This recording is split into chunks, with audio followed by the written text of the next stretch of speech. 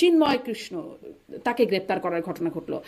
মানে সরকারের অভিজ্ঞতা না থাকার কারণে সরকার সেটি ঠেকাতে পারলো না। কিন্তু এইখানে যে চিন্ময়কে গ্রেপ্তার করলে এরকম একটা পরিণতি বা একটা প্রতিক্রিয়া এবং তার একটা প্রতিফলন যে হবে, সেটি কি আসলে অনুমেয় ছিল না? আপনি সাধারণ মানুষের কাছে আলাপ করেন, নামটা কি? চিন্ময় দাস। ওকে, গ্রেপ্তার করছে, হ্যাঁ। কেন?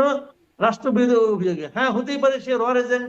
তার মানে যারা এটা করেছে, সরকারি যে লোকগুলি করেছে, তাদের মধ্যে দুষ্ট বুদ্ধি আছে, কিন্তু যোগ্যতা নাই।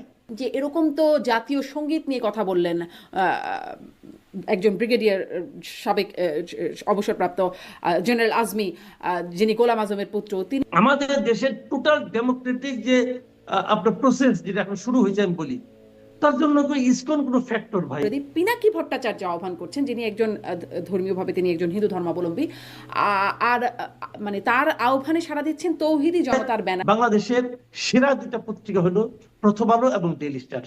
মোহাম্মদ বিন তুগলক নামে এই ভূখণ্ডে একজন রাজা ছিল, সে এইগুলি করত। যে যে কাজ দেখে বাস্তবায়ন করা সম্ভব না, সে অর্ডার দিত, সবাই মিলে হইচইকে নামতো, আবার দুদিন পরে ব্যাক করতো। প্রশ্ন হবে লাগামহীন, জানতে চাই, জানাতে চাই এই সময়ের পালস অফ পলিটিক্স।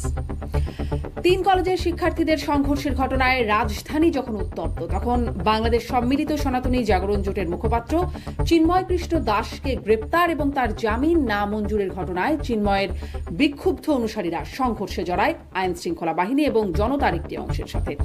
এক পর্যায়ে আইনজীবী সাইফুল ইসলাম আলিফকে কুপিয়ে হত্যা করে দুর্বৃত্তরা। হত্যাকাণ্ডের তদন্ত যথাযথ আইনি প্রক্রিয়ার নির্দেশ দিয়েছেন প্রধান উপদেষ্টা ডক্টর ইউনূস। এদিকে চিন্ময়কে গ্রেপ্তারের ঘটনায় নিন্দা এবং উদ্বেগ জানিয়েছে ভারত, জবাব দিয়েছে বাংলাদেশও। কেউ যদি রাষ্ট্রদ্রোহের মতো ঘটনায় যুক্ত থাকে, সে যত বড় নেতাই হোক, তাকে কোনো প্রকার ছাড় দেওয়া হবে না বলেছেন উপদেষ্টা আসিফ মাহমুদ। এদিকে এই ঘটনার পর আন্দোলন চলছে দেশে ইসকন নিষিদ্ধেরও। অন্যদিকে প্রবাসী অনলাইন অ্যাক্টিভিস্ট পিনাকি ভট্টাচার্যের ডাকে ভারতপন্থী এবং ফ্যাসিবাদের দোষর অভিযোগ তুলে প্রথম আলো এবং ডেইলি স্টারের বিরুদ্ধে গত কয়েকদিন ধরেই বিক্ষোভ ও অবস্থান কর্মসূচি পালন করছে তৌহিদি জনতা সহ বিভিন্ন ব্যানারে একত্রিত হওয়া বিক্ষোভকারীরা। অরাজকতা এবং অস্থিতিশীলতায় রাজনীতির পালস এখন কেমন? এই আলোচনায় আজ আমার পালস অফ পলিটিক্সে যুক্ত আছেন সিনিয়র সাংবাদিক মাসুদ কামাল। জনাব মাসুদ কামাল, আপনাকে স্বাগত জানাচ্ছি আমার আজকের পালস অফ পলিটিক্সে। যে বিষয়টি নিয়ে আসলে কথা বলতে শুরু করতে চাই, একটা মোটা দাগে আপনার কাছে শুরুতে বিশ্লেষণ জানতে চাই, পরে সুনির্দিষ্টভাবে ঘটনাগুলোর দিকে যাব। যে দেশের বর্তমান পরিস্থিতি আপনার কাছে কেমন মনে হচ্ছে? মানে কয়েকদিনের ঘটনা যদি দেখি, সেই রাতে বুটেক্স পলিটেকনিকের ছাত্রদের মধ্যে সংঘর্ষ, সুপার সানডে মেগা মানডে করে শিক্ষার্থীদের সংঘর্ষ, রক্তাক্ত সংঘর্ষ বলবো, এবং সেখানে ব্যাপক ভাঙচুরের ঘটনা। ইসকনের একজন সাবেক নেতা গ্রেপ্তার হলেন, তাকে ঘিরে সহিংসতা, একজন আইনজীবী নিহত হলেন। এদিকে প্রথম আলো ডেইলি স্টার ভবনের সামনে ঘেরাও হামলার ঘটনা ঘটছে। কি পরিস্থিতি আপনি আসলে দেশের এই মুহূর্তে বিশ্লেষণ করছেন? মাহফুজ আলম যে গৃহযুদ্ধের কথা বলছিলেন, সেরকম একটা পরিস্থিতি কি আসলে চলেই আসছে কিনা? না, মাহফুজ আলমের গৃহযুদ্ধের সঙ্গে যদি এটাকে আপনি মিলাতে পারবেন না। মাহফুজ আলমের যে গৃহযুদ্ধের কথা উনি বলেছিলেন, সেটা ছিল অন্য একটা কথা, অন্য একটা বিষয়। এরকম তিনি বলার চেষ্টা করেছিলেন যে প্রজন্মের সঙ্গে প্রজন্মের একটা বিরোধ। উনি বলার চেষ্টা করেছিলেন যে আগের যে প্রজন্ম ছিল, সেই প্রজন্মগুলো বারবার ব্যর্থ হয়েছে, এবং সেই প্রজন্মগুলো বারবার এই নতুন প্রজন্মের অর্জিত যে বিপ্লব, সেই বিপ্লবের যে ফল, সেই ফলটা তারা ছিনতাই করে নিয়ে যেত। এটা ছিল ওনার বক্তব্য আর কি। তো এবার যাতে না নেয়, এই জন্য আগের প্রজন্মের সঙ্গে পরের প্রজন্মের একটা বিরোধ অথবা যুদ্ধ, এটা যেভাবে আপনি অভিহিত করেন না কেন, সেই ধরনের একটা সম্ভাবনার কথা উনি বলেছিলেন, এবং তিনি বলেছিলেন এটা অবধারিত। তো এখন যেটা আপনি দেখছেন সংঘাত, এটা সেই যুদ্ধ নয়।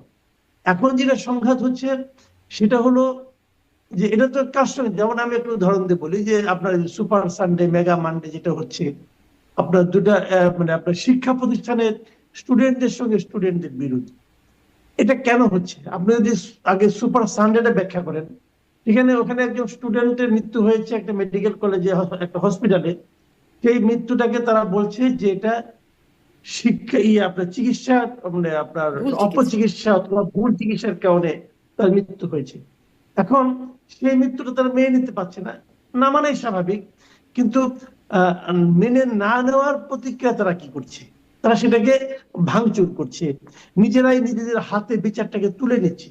এই যে নিজের হাতে বিচার তুলে নেওয়ার যে প্রবণতা, এটা কিন্তু সেই প্রজন্মের সঙ্গে প্রজন্মের যুদ্ধ না, গৃহযুদ্ধও নয়। এটা এটা হলো যে নিজের হাতে মানে আইন না মেনে নিজের হাতে রায় প্রয়োগের যে দায়িত্বটা নিয়ে নেওয়া, এটা কিন্তু শুরু হয়েছে আসলে সে অগাস্ট এবং জুলাইয়ের যে বিপ্লব সেটার মাঝখান থেকে। কিন্তু সেখানেও কিন্তু তরুণ যে প্রজন্ম তারা কি করেছে, তারা দেশের প্রচলিত আইনকে ভেঙেছে এবং এটাকে কি বলবো আমি, সমস্ত নিয়ম কানুনকে ভেঙে তারা একজন স্বৈরাচারী শাসকের উৎখাত ঘটিয়েছে। কিন্তু শাসককে যে উৎখাতটা করেছে সেটা কিন্তু আইন মেনে হয়নি, আইন না মেনে হয়েছে।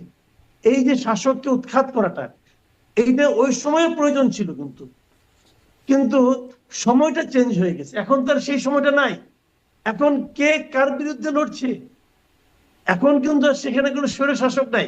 এখন ওই যে নিজেরা সিদ্ধান্ত নিয়ে একটা আইনকে প্রয়োগ করার যে প্রবণতাটা, সেই আকাঙ্ক্ষাটা, সে প্র্যাকটিসটা রয়ে গেছে, কিন্তু এর মধ্যে যে লক্ষ্যটা পরিবর্তন হয়ে গেছে সেটা তারা কিন্তু ভুলে গেছে। যে কারণে নিজেরা নিজেদেরকে অ্যাটাক করছে। আপনার হাসপাতালকে অ্যাটাক করতে এসে সোহরাওয়ার্দী কলেজকে অ্যাটাক করলো, পরের দিন আবার সোহরাওয়ার্দী কলেজ, কবি নজরুল কলেজ মিলে মোল্লা কলেজকে অ্যাটাক করলো। এই যে নিজেরাই সিদ্ধান্ত নেওয়া, এইটা হচ্ছে এখনকার যে লড়াইটা। এটা আসলে লড়াই আমি বলবো না, এটা এক ধরনের অরাজকতা। এই অরাজকতাটা হওয়া উচিত নয়।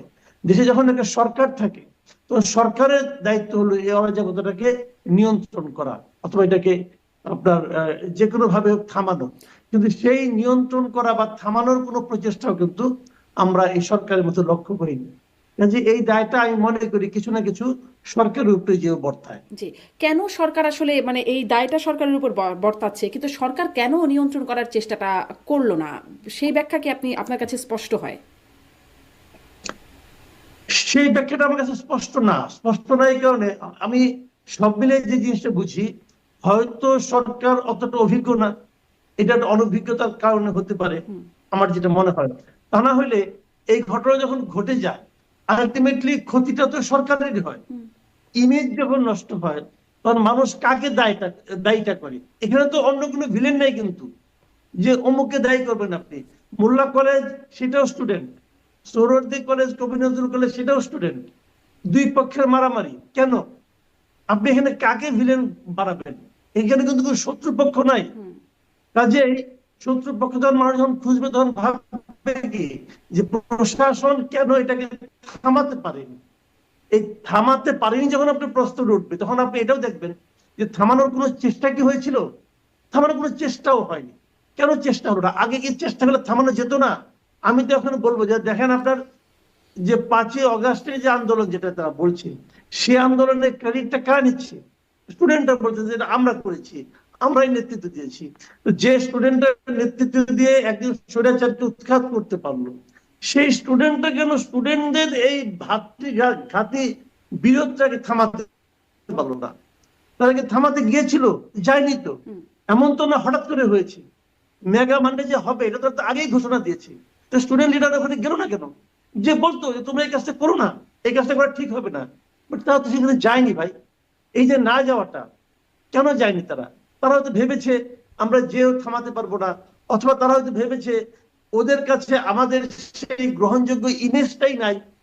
আমরা ওই 5ই আগস্টের সময় যে আমাদের একটা গ্রহণযোগ্য নেতৃত্ব ছিল, আমাদের কথা লোকে মানতো, এখন আর লোকে মানছে না। কেন মানছে না? তার মানে সেই মানানোর মতো অবস্থানে আমি নেই।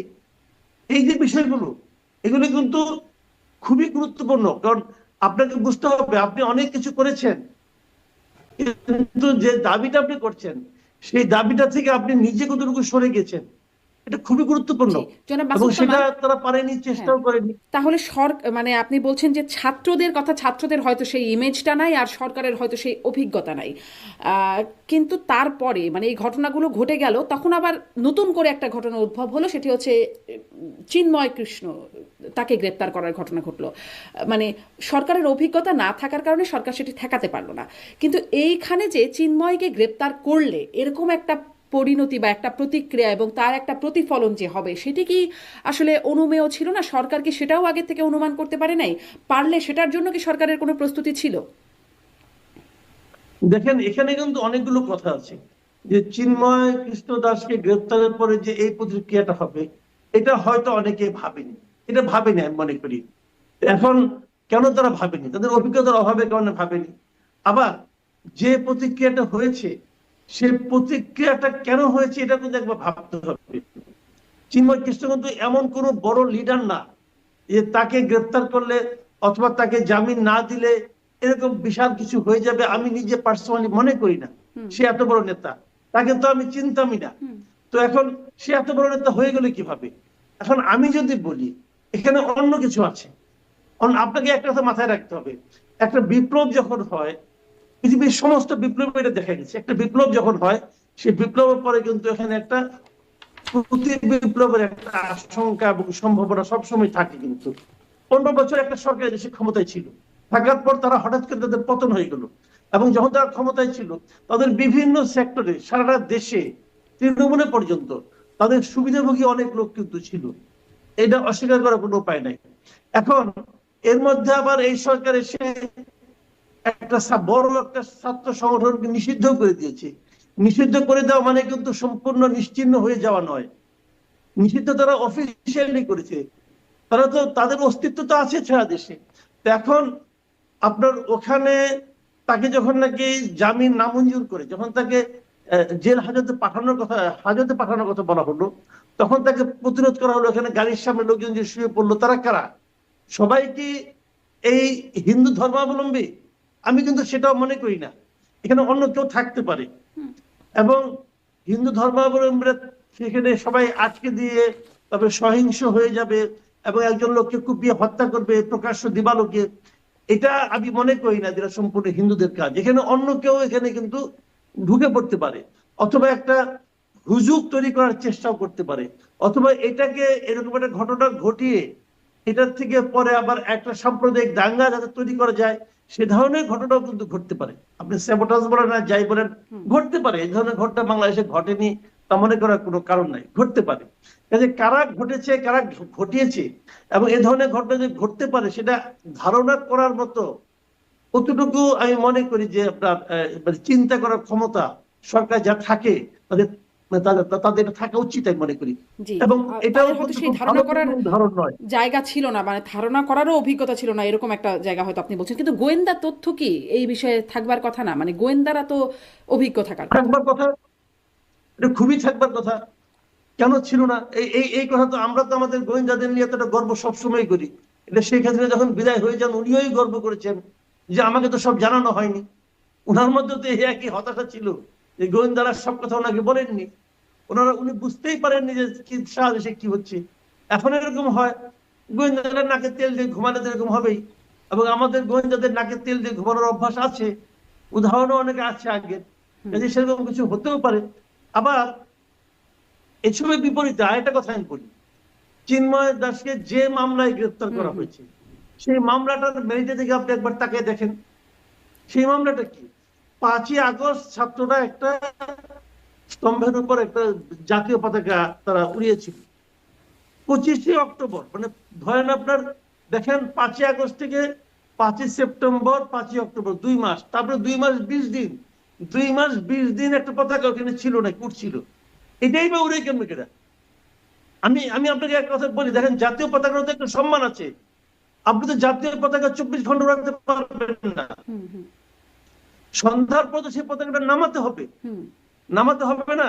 তাহলে যদি আপনি অবমাননার কথা ধরেন, তাহলে যারা নাকি 2 মাস 20 দিন একটা পতাকা একটা স্তম্ভের উপর 24 আওয়ার্স উড়িয়ে রাখলো, অবমাননা তো তারাই করলো। জাতীয় পতাকা তো 24 ঘন্টা উড়ানোর বিষয় নয়, বৃষ্টিতে ভিজবে, সারা রাত উড়বে, এটা জাতীয় পতাকা বলে না। জাতীয় পতাকা সম্মানের ব্যাপার আছে কিন্তু। তো সেখানে যে আবার গেরুয়া পতাকা উড়ানো হয়েছিল বলে অভিযোগ করা হয়েছে। যিনি অভিযোগ করেছেন তিনি একটা পলিটিক্যাল পার্টি করতেন, বিএনপি করতেন। যিনি এই মামলা করেছেন, মামলা করার পরের দিন কিন্তু বিএনপি তাকে তার পদ থেকে বহিষ্কার করছে। তার মানে এই মামলাটাকে বিএনপি ভালোভাবে নেয়নি, খেয়াল করেন। এবং সেই মামলা করারও 1 মাস পরে তাকে সেই মামলায় অ্যারেস্ট করা হলো। এর মধ্যে উনি আরো অনুষ্ঠান করেছেন। আচ্ছা, সেই মামলাটা ওইটা কি নিজে যে কি ওই পতাকার অবমাননা করেছে? অরূপে যে গেরুয়া পতাকা উড়ানো হয়েছিল বলে অভিযোগ করা হচ্ছে, ধরলাম অভিযোগ সত্য, যদি সত্য হয় সে কাজটা কি চিন্ময় দাস নিজে করেছে? করেনি। বলা হচ্ছে লাল দিঘির ময়দানে উনি একটা সভা করেছিলেন, সেই সভা থেকে নাকি কিছু লোক এসে এটা উড়িয়েছে। চিন্ময় দাসকে সবাই থেকে বলেছিলেন যে আপনারা সবাই যে পতাকাটা উড়ান? সেরকম কথা কিন্তু শুনতে পাইনি। তাহলে এটা কে বললো? সেই তার জন্য চিন্ময় দাসকে আপনি অপরাধী করলেন। চিন্ময় দাস সহ ওই মামলায় আসামির সংখ্যা 19 জন, বাকি 18 জনকে গ্রেপ্তার করা হয়েছে? হয়নি। তো চিন্ময় দাসকে কেন? তাহলে এটা কি অপরাধকে নিবারণ করার জন্য করা হচ্ছে, নাকি চিন্ময় দাস নামক এই লোকটাকে আমি শাস্তি দিতে চাই তাই করা হয়েছে?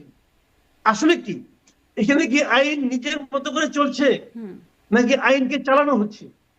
এই সমস্ত প্রশ্ন কিন্তু ভাই উঠবে এবং উঠছে। আমি তো উঠাইলাম প্রশ্নটা, জবাবটা দেন কেউ একজন।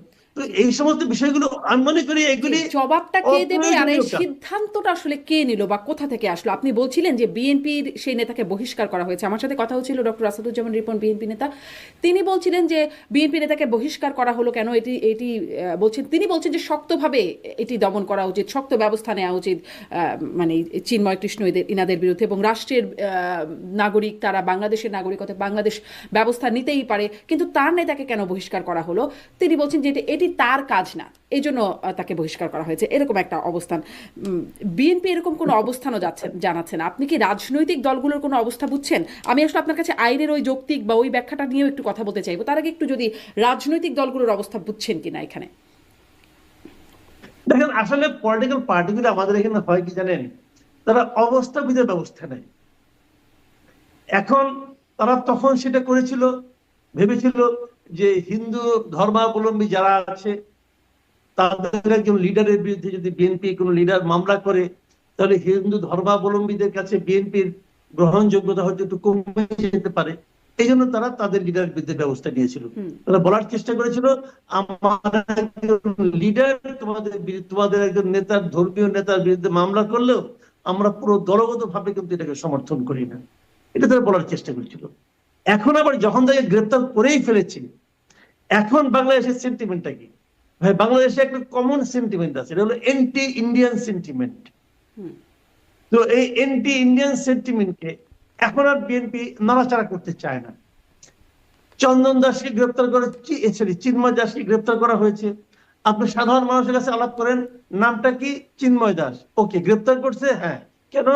রাষ্ট্রবিরোধী অভিযোগে। হ্যাঁ, হতেই পারে সে র এজেন্ট, মুখস্থ করে দিবে, একদম মুখস্থ।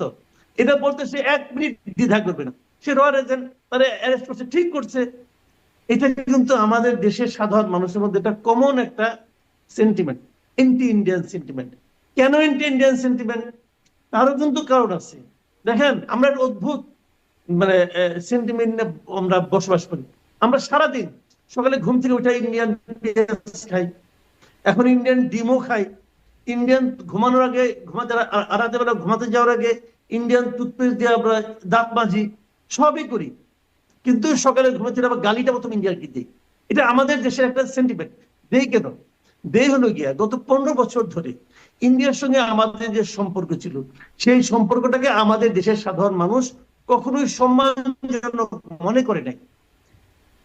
এটার পেছনে দায়ী ছিল ওই সরকার।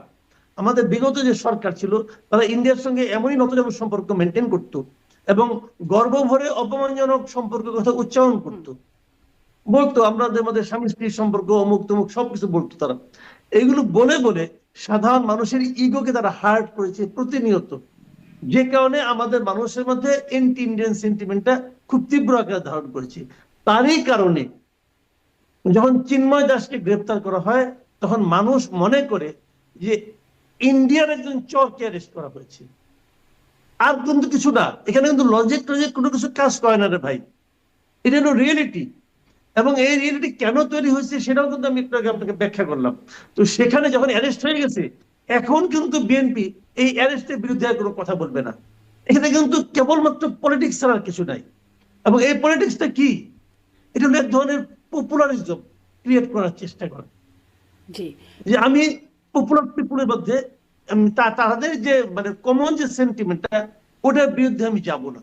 ওটা লজিক্যাল হলো কি লজিক্যাল হলো না, এটা নিয়ে তারা চিন্তা করে না। কিন্তু এই যে কমন কারণে তখনও সেন্টিমেন্টটা তাকে এখন জনাব বহিষ্কার মাসুদ কামাল, এখন এই কমন সেন্টিমেন্টটা কোন দিকে যাচ্ছে? মানে এখন বলা হচ্ছে যে যেমন সার্জিস গিয়ে বলছেন উগ্র হিন্দুবাদদের ছাড় এক মানে কোনো রকম সহানুভূতি দেখানো হবে না তাদের প্রতি, এরকম কথা বলছেন, বা এক ফোঁটাও ছাড় দেওয়া হবে না এরকম বক্তব্য আসছে। মানে সাধারণ মানুষের মধ্যেও এরকম একটা বার্তার কথা আপনি বলছিলেন, তাদের মধ্যেও এরকম একটা ধারণা খুব সঠিক কাজ হয়েছে, রয়ের এজেন্ট করতেই পারে। মানে এটি একটা সাম্প্রদায়িক সম্প্রীতি নষ্ট করার একটা জায়গায় যাচ্ছে কিনা? অবশ্যই যাচ্ছে। এই কথাটাই তো আমি সবসময় বলছি যে এই পুরো ঘটনাগুলো, এটার আলটিমেট কিন্তু আমাদের জন্য খুব শুভ হবে না, আমি সেটাই বলছি। দেখেন আমি একটা কথা বলি, চিন্ময় দাসকে অ্যারেস্ট করার পর ভারত সরকার কিন্তু অফিসিয়ালি একটা বিবৃতি দিয়েছে, দিচ্ছে না? কেন দিল আপনি আমাকে বলেন। আমি এই বিবৃতিটার একটা কারণ যদি খুঁজি, আপনি দেখেন তো এটা কোনো কারণ পান কিনা। এই বিবৃতিটা দেওয়ার মাধ্যমে তারা বলার চেষ্টা করলো যে আমাদের এখানে হিন্দুরা নির্যাতিত হচ্ছে, সামান্য ছুতানাতে আমরা হিন্দু লিডারদেরকে অ্যারেস্ট করছি, এরকম এরকম বলছি। আচ্ছা, হিন্দুদের নিয়ে ওনাদের এই যে পেইনটা যেটা সেটা প্রকাশ করে অফিসিয়ালি, এটা কেন? কারণটা কি? ভারত কি একটা হিন্দু রাষ্ট্র? তা তো না। ভারতে নিজেদেরকে সেকুলার বলে, সেকুলার বলে না? বলে। তাহলে একটা হিন্দুকে যদি কেউ আহত করে, তাহলে ওনারা যতটা বেদনা অনুভব করেন, একটা খ্রিস্টানকে আহত করলে যতটুকু বেদনা অনুভব করেন, একজন মুসলমানকে আহত করলে ওনাদের ততটুকু বেদনা অনুভব করার কথা না? কথা তো। কারণ ওনারা তো ধর্ম নিরপেক্ষ। কে আহত হলো কে নিহত হলো সেটার ধর্মটা কি ওনারা তো এইভাবে দেখবেন না। ওনারা তো নিজেরা ধর্ম নিরপেক্ষ। তাই হওয়া উচিত ছিল না?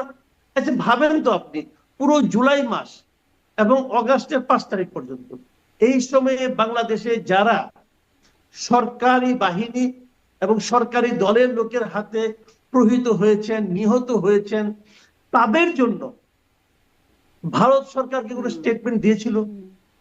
মনে করে দেখেন, দিয়েছিল? না, দেয়নি। কোনো রকম কেন? ওগুলি মানুষ ছিল না ভাই, না। সেটাই ওরা মাসুদ মানুষ কামাল, ছিল এটি না। তো এটি তো ভারতের একদম পুরনো একটা আচরণ, মানে এটা তো আমরা দেখেছি। ইভেন এমনকি আমরা না, যদি আমি আওয়ামী লীগ, এই আচরণটা নিয়ে একটু ব্যাখ্যা করতে চাই। দেখেন, মানুষ যে আমাদের দেশের মানুষ যে কেন এন্টি ইন্ডিয়ান, সেটা আপনাকে একটু আমি একটু ব্যাখ্যা করার জি, চেষ্টা করি। তো ওদের জন্য আপনি কোনো ব্যাখ্যা করলেন না, কেন করলেন না?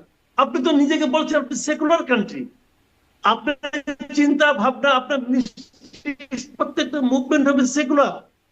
তো ওইটা জন্য কেন করলেন না ভাই? তখন আপনারা বলেন কি ওটা বাংলাদেশের অভ্যন্তরীণ বিষয়। তো ওইটা যদি 2200 লোকের 2000 লোকের মারা যাওয়াটা, যার মধ্যে শিশু আছে, নারী আছে, তাদের মারা যাওয়াটা যদি বাংলাদেশের অভ্যন্তরীণ বিষয় হয়, চিন্ময় দাসকে অ্যারেস্ট করাটা অভ্যন্তরীণ বিষয় হবে না কেন ভাই? বলে এটা তো একটা খুব কমন একটা লজিক, কিন্তু একদম। আমি কিন্তু কোনো জটিল কথা বললাম না। তো এই লজিকটাকে ইন্ডিয়া কিভাবে এক্সপ্লেন করবে? তো এই বিষয়গুলো কিন্তু আমাদের সাধারণ মানুষদের মনের মধ্যে একটা প্রশ্ন আকারে রয়ে যায়। ও মানুষ এই কারণেই কিন্তু আমরা যে বলি যে তারা মানে কেন ইন্ডিয়ান ইন্ডিয়ান হয়, এই কারণে হয় একদম স্পষ্ট, যে মানে এন্টি একদম ইন্ডিয়ান কেন হয় এই বিষয়টা একদম স্পষ্ট। মানে এই অবস্থানটা ভারত, এমনকি আওয়ামী লীগ সরকারের আমলেও যখনই হিন্দুদের সাথে ছোটখাটো ঘটনাও ঘটেছে তখনই তারা একটা প্রতিক্রিয়া জানিয়েছে। এটি তাদের একটা, তাদের রাজনীতি। এখন তারা কেন এটা করছে সেই জিনিসটা হয়তো আমরা মানে তাদের ভিত্তিটা কি, তারা নিজেদের সেকুলার দেশ হিসেবে বলে, সেটি আর তাদেরকে জবাবদিহিতা করার জায়গায় নাই। কিন্তু আমরা আমাদের সরকার কেন কি করছে সেই জায়গাটা তো আমরা প্রশ্ন স্পষ্ট করতে পারি এবং জবাব চাইতে পারি। মানে তাকে, তার বিরুদ্ধে যে রাষ্ট্রদ্রোহিতার মামলা হলো, মানে আমরা কি এই জায়গাগুলোতে বলার সুযোগও করে দিচ্ছি কিনা এই প্রশ্নটা আমি একটু করতে চাই। রাষ্ট্রদ্রোহিতার মামলা হলো, আপনি বলছিলেন যে চিন্ময় দাস কি করেছেন, কিভাবে পতাকা উড়ানোর ঘটনায় কিভাবে তার বিরুদ্ধে রাষ্ট্রদ্রোহিতার মামলা হয়। যদি মানে একদম নিছকই আইনি কথা জিজ্ঞাসা করি, যে এরকম তো জাতীয় সঙ্গীত নিয়ে কথা বললেন একজন ব্রিগেডিয়ার, সাবেক অবসরপ্রাপ্ত জেনারেল আজমি, যিনি গোলাম আজমের পুত্র, তিনিও বলেন এটি এটি সাম্প্রদায়িক একটা গান, বাংলাদেশের স্বাধীনতা সার্বভৌমত্বে যারা যায় না, এরকম বক্তব্য এসেছে। আমরা দেখেছি জাতির জনক তাকে অবমাননা করা হচ্ছে, জাতির জনক না মানলে সেটি সংবিধান থেকে বাদ দেওয়া যায়। আপনিও আপনার বক্তব্যে এই কথাগুলো বলেন সবসময়, কিন্তু যখন আছে তার মানে তো এটি একটা আইনের লঙ্ঘন হলো। তখনও তো একই রকম, মানে জাতীয় সঙ্গীত, জাতির জনক, জাতীয় পতাকার অবমাননা সবই তো রাষ্ট্রদ্রোহিতার পর্যায়ে যদি পর্যায়ে পৌঁছে, তাহলে তো সবই পৌঁছানোর কথা। আসিফ মাহমুদ উপদেষ্টা, তিনি বলছেন রাষ্ট্রদ্রোহিতা করুক, যত বড় নেতাই হোক তাকে ছাড় দেয়া হবে না। এই ব্যাখ্যাটা কিভাবে আসলে দেশের সামনে, বিশ্বের সামনে উপস্থাপন করা হবে, যেটির একটা যৌক্তিকতা আছে? দেখেন, উনি যেটা বলেছেন এটা উনি একটা পলিটিক্যাল স্টেটমেন্ট দিয়েছেন, বলেছেন আইনের কথা, কিন্তু এটা আসলে পলিটিক্যাল উনি এটাকে প্রয়োগ করেছেন। আপনি বললেন যে আজমি সাহেব যখন আমাদের জাতীয় সঙ্গীত নিয়ে যখন কথা বললেন, কই তখন তো তার বিরুদ্ধে অ্যাকশন নেওয়া হলো না, এখন নেওয়া হোক। হুম। এখনো তো নেওয়া হচ্ছে না। কাজে কিছু কিছু বিষয় মানে আপনি করলে সমস্যা, আমি করলে কোনো সমস্যা না, এই যে মানসিকতাটা, এই মানসিকতাটা আইনের শাসন প্রতিষ্ঠার ক্ষেত্রে আমি মনে করি একটা বড় প্রতিবন্ধকতা। এবং সেই কাজগুলি প্রতিনিয়তই হচ্ছে, আমাদের সমাজে প্রতিনিয়তই হচ্ছে। এটা হওয়া উচিত না। আপনি যখন আইনের শাসনের কথা বলবেন, তখন সবার জন্য একই বিষয় সবার জন্যই সমানভাবে প্রয়োগ করতে হবে, না হলে এটা হবে না। জি, আইনের শাসনের প্রতিবন্ধকতা, আইনের শাসনের ব্যত্যয়ের কথা বলছেন, কিন্তু এটি আসলে আমি যেটি বলছিলাম যে মানে কেমন এটির প্রতিক্রিয়া আন্তর্জাতিকভাবে আসবে। ভারতের কথা তো আছেই, যুক্তরাষ্ট্র নির্বাচিত হবার আগে ট্রাম্পের যে টুইটটা, সেটি নিয়ে আমাদের সবার মনে আছে, যে তিনি বলছিলেন বাংলাদেশে হিন্দু, বৌদ্ধ, খ্রিস্টান সংখ্যালঘুদের উপর বর্বরচিত হামলা হচ্ছে, বাংলাদেশে কমপ্লিট ললেসনেস এর কথা বলছেন, অ্যানার্কি চলছে, এরকমটা তিনি বলছেন। তার এখন ওখানে গোয়েন্দা প্রধান তুলসী গ্যাবার্ড, যিনি ইসকনের সাথে যার সম্পৃক্ততার কথা আমরা শুনতে পাই, গণমাধ্যমে জানতে পারি। এখন আসলে আন্তর্জাতিকভাবে একটা কেমন প্রতিক্রিয়া, মানে শেখ হাসিনা সরকারের সময় আমরা দেখেছি ভারতের সাথে সুসম্পর্ক, যুক্তরাষ্ট্রের সম্পর্কের অবনতি। এখন কি, এখন আসলে কি অবস্থা, আপনার বিশ্লেষণটাই জানি কোন দিকে যেতে পারে? এখন শুনেন, ট্রাম্পের যে যে আপনার এক্স হ্যান্ডেল উনি যেটা লিখেছিলেন, সেটা কিন্তু বাংলাদেশের বাস্তবতার সঙ্গে সঙ্গতিপূর্ণ নয়। উনি যে কথাগুলো লিখেছিলেন যে আমাদের এখানে হিন্দুদের উপর, সংখ্যালঘুদের উপর দলবদ্ধ দলবদ্ধ আক্রমণ হচ্ছে, ভাই এটা সত্য না। আমি বাংলাদেশে থাকি, এরকম কিছু হচ্ছে বলে আমি জানি না, এবং পত্র পত্রিকাতে কোথাও আসে নাই। এটা ঠিক না। এগুলো সম্পূর্ণ মানে কোনো একটা কর্নার থেকে বানানো একটা এক ধরনের প্রচারণা, এবং সেই প্রচারণার উপর ভিত্তি করে ওনার এই টুইট, এটা উনি নিজে হাতে তো টাইপ করেন না, কেউ না কেউ করে দেয়। তা যারাই করেছেন এটা, এটা একদম সম্পূর্ণভাবে বাস্তব ভিত্তিক নয়। কিন্তু আমি যতই চিৎকার করি না কেন যে এটা বাস্তব ভিত্তিক নয়, মানুষ কিন্তু আমারটা শুনবে না, মানুষ ট্রাম্প সাহেবেরটাই শুনবে। উনি যেটা ভুল বলেছেন ওটাই সত্য হবে, এটাই দুনিয়ার নিয়ম, যে একটা কথা কি বলছে এটা ইম্পর্টেন্ট না, কে বলছে এটা ইম্পর্টেন্ট। এখন উনি কি সেই বলেছেন, প্রচারণার জায়গায় আরো একটুখানি মানে আরো একটু মশলা তার হাতে তুলে দেওয়ার জায়গা তৈরি হ্যাঁ হচ্ছে একটু কিনা? নষ্ট হলো, একটু একটু ঘি ঢালা হলো আগুনে, ওরা তখন এটাকে এক্সাম্পল হিসেবে নিয়ে আসবে, এই দেখেন ওনাকেও এটা করা হয়েছে। আমি যে এই কথাটা শুরু থেকে বলছিলাম যে এই গ্রেফতারটা আমাদের কি লাভ দিচ্ছে, আমাদের যে গণতন্ত্রের পথে যাত্রা, সেই যাত্রায় কি কোনো এক্সট্রা মাইলেজ অ্যাড করছে? আমার তো মনে হয় না। আমি সেই কথাটাই বলছি যে আপনারা যখন দেশ চালাবেন, আপনাদের এগুলো খেয়াল করতে হবে যে আপনাদের মূল লক্ষ্যটা কি।